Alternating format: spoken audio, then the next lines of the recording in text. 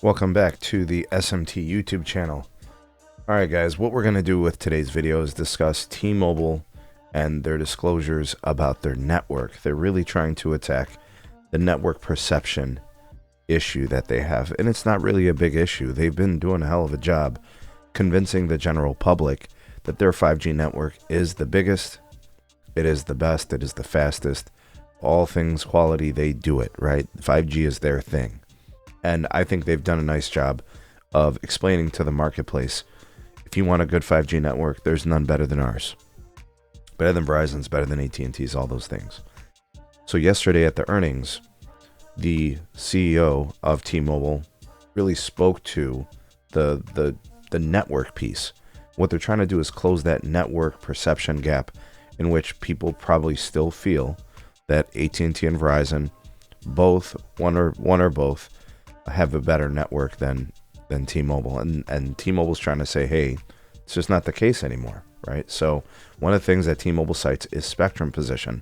For those of you that don't know what spectrum is, it's the wireless bandwidth that the networks use to create capacity on their network. So your cell phone pings to cell towers that are deploying and transmitting radio frequencies.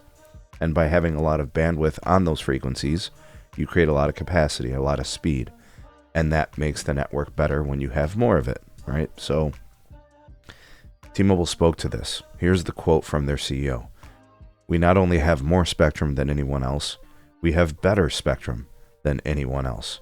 All right, so that's probably worth a discussion here, right? Do they have more spectrum than anyone else? I think that's generally accurate in most places. There are some places where T-Mobile's N41 spectrum position is weak, where it's fragmented, non-contiguous, broken up into pieces, and they don't have as much of it as other places, right? So it's not perfect everywhere, but generally speaking, they do have a strong spectrum position. Remember, they were able to acquire Sprint. They have enough mid-band holdings for two companies. When you look at N25, then 1.9 gigahertz. When you look at N41, the 2.5 gigahertz, right? So just thinking about all those things, putting those into perspective. Then you look at what AT&T did. CEO John Stankey acknowledged the discrepancy in having to overpay for spectrum when they bought it from EchoStar Dish just a couple of months ago or a few weeks ago, right? And that's a strength of what T-Mobile did. They didn't have to do that. They don't overpay for spectrum, right? At least in their eyes, they don't. I've always been a little bit critical about, their lease deals with N71 or, how they have to lease N41 because they don't own it.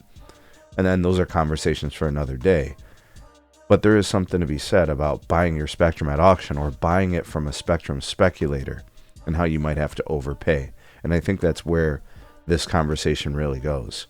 So,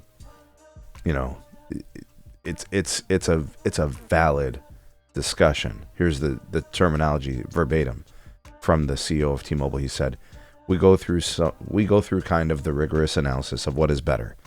Is it better to buy the spectrum or is it better to densify? What he means by densify is building more cell sites. Now, the answer to that question, all things equal, it's always better to build more cell sites. That's the truth. It's always better to build more cell sites as long as you have enough spectrum. Just buying more spectrum for the sake of it doesn't necessarily help, right?